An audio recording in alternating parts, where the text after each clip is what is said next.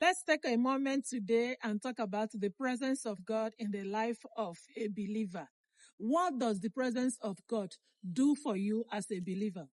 If you check the record of the Bible, you see all the great men, all the leaders, all the believers that walk with Jesus Christ, that walk with God. The presence of God was on the inside of them, leading them one step at a time. For example, look at Elijah. When Elijah had to call on the God of heavens, when he was faced with the prophet of Baal, God showed up for him. That is the presence of God we are talking about. Do you know your God? I want to give us a very big example with David. But before I dive into the story of David, I want to ask you, if you are coming by this channel for the very first time, have you subscribed? And don't forget, it is free. So go ahead, hit that subscribe button, share this video to your friends and family members who will need this encouragement, because the presence of God on the inside of every believer is something more than good. Okay? Now, let us talk about David. Remember when David had to face Goliath? Goliath has bragged about his powers. Goliath bragged about his powers.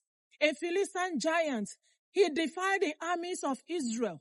And when David heard it, when he came to bring food to his brethren, he heard it, he was pissed. He was aggrieved. He had pain in his heart. He said, who is that uncircumcised Philistine that had to defy the name of the Lord? Praise the name of the Lord. This account is found in the book of 1 Samuel, chapter number 17.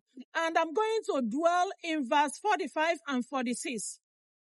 When David was given the permission to stand before Goliath in a fight, he said, Goliath, look at you. You are coming against me with a sword, a spear, and a javelin. But I come against you in the name of the Lord of hosts. He is the God who rules over all, and he is the God of armies of Israel. He is the God of the armies of Israel. And that is the one you have there to fight against. Brethren, do you know that when you carry the presence of God on the inside of you, whoever dares to fight you has dared to fight God? David did not stop there.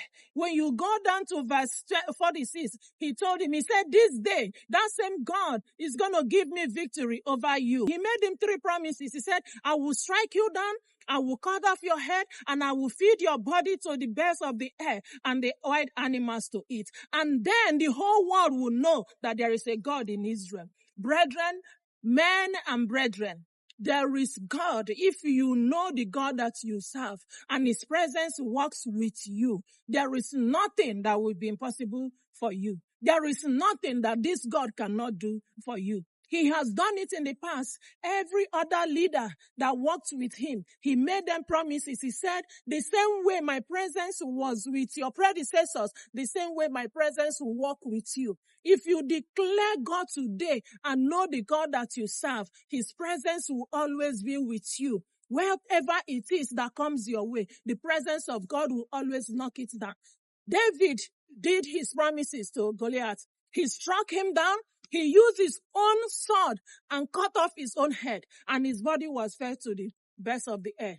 But that is what the presence of God in a life of a believer can do. When the presence of God is following you wherever you go, nobody messes with you, because God will rise up and fight your battles.